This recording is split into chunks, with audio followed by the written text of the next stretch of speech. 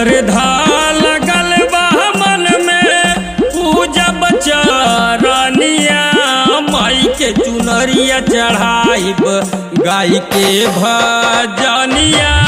माई के चुनरिया चढ़ाइब गाय के भजनिया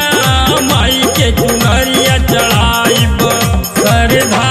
लगल बा मन में पूजब चरनिया माई के चुनरिया चढ़ाइब गाय के भजनिया माई के चुनरिया चढ़ाइब गाय के भजनिया माई के चुनरिया चढ़ाइब।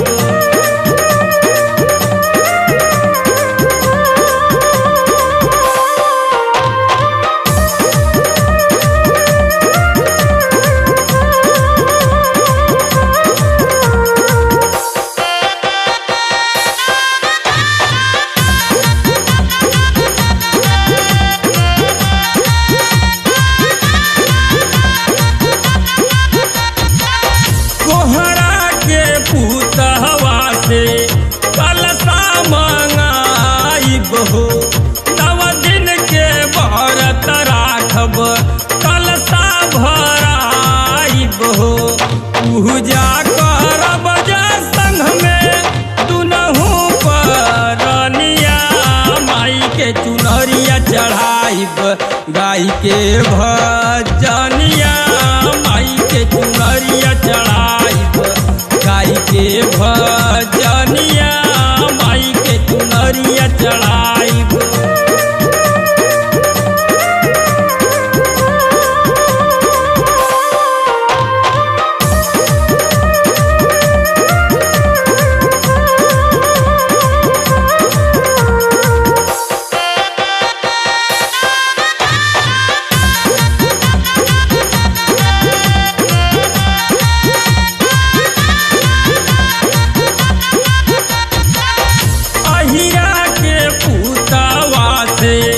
दियाना मंगाइब हो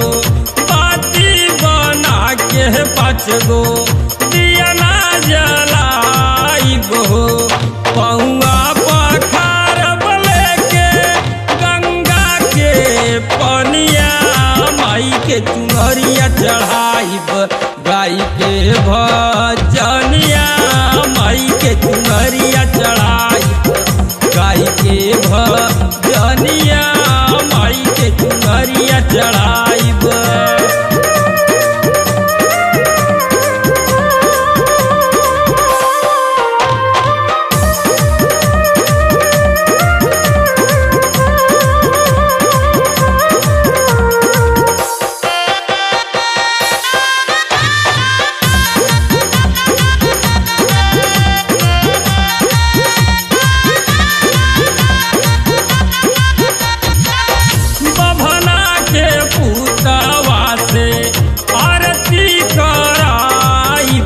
गीतिया चंद्रिका कवि